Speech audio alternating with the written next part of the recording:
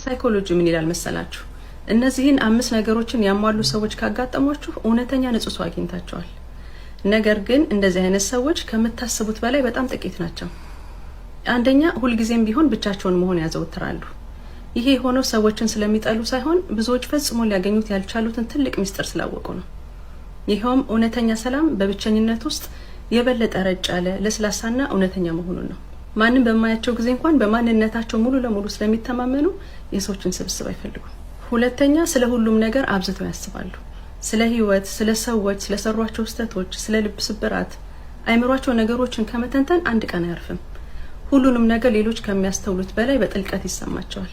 ሌሎች ወዲያውኑ የሚረሷቸውን ትዝታዎች እነሱ ባይምሯቸው ደግሞ ያጫውቷቸዋል። ሶስተኛ፣ ሰዎችን እንደተከፈተ መጽሐፍ ያነቧቸዋል። በአንድ እይታ ወይ ደግሞ በአንድ አረፍተ ነገር ብቻ የእናንተን እውነተኛ ፍላጎት፣ ሀሳብ ቀድሞ ይረዳሉ። ገና ንግግራችሁን ሳትጨርሱ የባህሪ መለዋወጥን፣ የድምጽ ቃና መቀየርና የተደበቁ ነገሮችን የማንበብ ልዩ ተሰጥቷላቸው። አራተኛ፣ ሰዎችን በቀላሉ አያምኑም። ይሄ የሆነው ልበ ደንዳና ስለሆነ አይደለም፣ በጣም ብዙ የሰዎችን ጭንብል ስላዩ ነው። ወደ ውሸት የተቀየሩ ተስፋዎችንም ስላስተዋሉ ነው። አምስተኛ፣ ከምታስቡት በላይ ብዙ መከራና ህመም አሳልፈዋል። ነገር ግን በህይወት መራራ ከመሆን ይልቅ የበለጠ ደግና አዛኝ መሆንን መርጠዋል።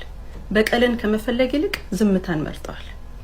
ይሄ ባህሪ የእናንተም ከሆነ እናንተ በጣም የተለያችሁ ሰዎች ናቸው።